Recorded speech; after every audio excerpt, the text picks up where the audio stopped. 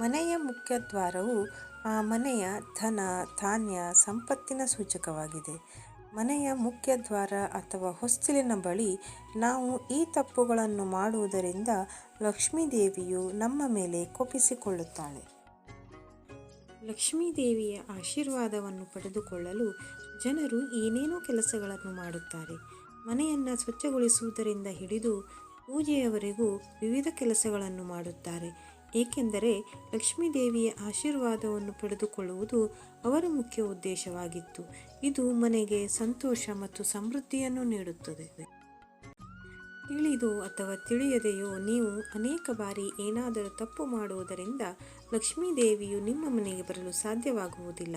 ಮುಖ್ಯವಾಗಿ ನಾವು ಮನೆಯ ಹೊಸ್ತಿಲಿನಲ್ಲಿ ಮಾಡುವ ಈ ತಪ್ಪುಗಳು ಕೂಡ ಲಕ್ಷ್ಮೀದೇವಿಯ ವಂಚಿತರಾಗುವಂತೆ ಮಾಡುತ್ತದೆ.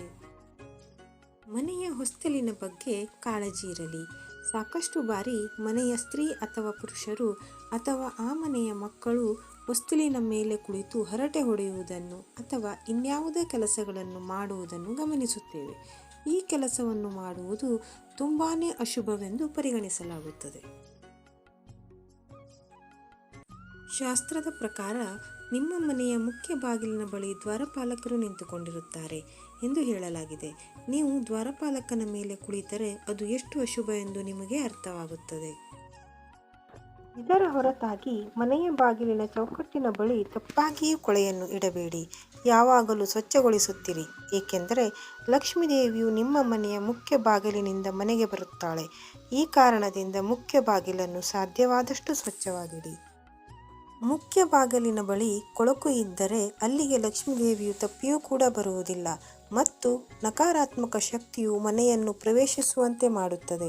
ಹೊಸ್ತಿಲಿನ ಮೇಲೆ ಕುಳಿತುಕೊಳ್ಳುವುದಾಗಲಿ ಅಶುದ್ಧವಾಗಿ ಇಟ್ಟುಕೊಳ್ಳುವುದಾಗಲಿ ಎಂದಿಗೂ ಮಾಡದಿರಿ. ಇದರ ಹೊರತಾಗಿ ಅನೇಕ ಬಾರಿ ಜನರು ಮುಖ್ಯ ದ್ವಾರದಲ್ಲಿ ಕುಳಿತು ಚಹಾ, ನೀರು ಅಥವಾ ಆಹಾರವನ್ನು ಸೇವಿಸಲು ಪ್ರಾರಂಭಿಸುತ್ತಾರೆ ಮತ್ತು ಆಹಾರವನ್ನು ಅಲ್ಲಿಯೇ ಬಿಟ್ಟು ಹೋಗುವುದು, ಬೀಳಿಸುವುದು ಮಾಡುತ್ತಾರೆ. ಇದರ ಹೊರತಾಗಿ ನೀವು ಹೊರಗೆ ಹೋಗುವಾಗ ನಿಮ್ಮ ಕೊಳಕು ಬೂಟುಗಳನ್ನು ಅಥವಾ ಚಪ್ಪಲಿಗಳನ್ನು ಮನೆಯ ಬಾಗಿಲಿನ ಚೌಕಟ್ಟಿನೊಳಗೆ ತೆಗೆದುಕೊಂಡು ಹೋಗುವುದು ಸರಿಯಲ್ಲ. ಯಾವಾಗಲೂ ಕೊಳಕು ಬೂಟುಗಳನ್ನು ಅಥವಾ ಮನೆಯ ಹೊರಗಿನಿಂದ ಒಳಗೆ ಹಾಕಿಕೊಂಡು ಬಂದ ಬೂಟುಗಳನ್ನು ಹೊರಗೆ ಇಡಲು ಪ್ರಯತ್ನಿಸಿ. ಶಾಸ್ತ್ರದ ಪ್ರಕಾರ ಈ ಸ್ಥಳವು ತುಂಬ ಪವಿತ್ರವಾದ ಸ್ಥಳವಾಗಿದೆ. ಈ ಸ್ಥಳವನ್ನು ನಿಮಗೆ ಸಾಧ್ಯವಾದಷ್ಟು ರೀತಿಯಲ್ಲಿ ಸ್ವಚ್ಛವಾಗಿಟ್ಟುಕೊಳ್ಳುವುದರಿಂದ ಲಕ್ಷ್ಮೀದೇವಿಯು ನಿಮ್ಮ ಮೇಲೆ ಸಂತುಷ್ಟಳಾಗುತ್ತಾಳೆ.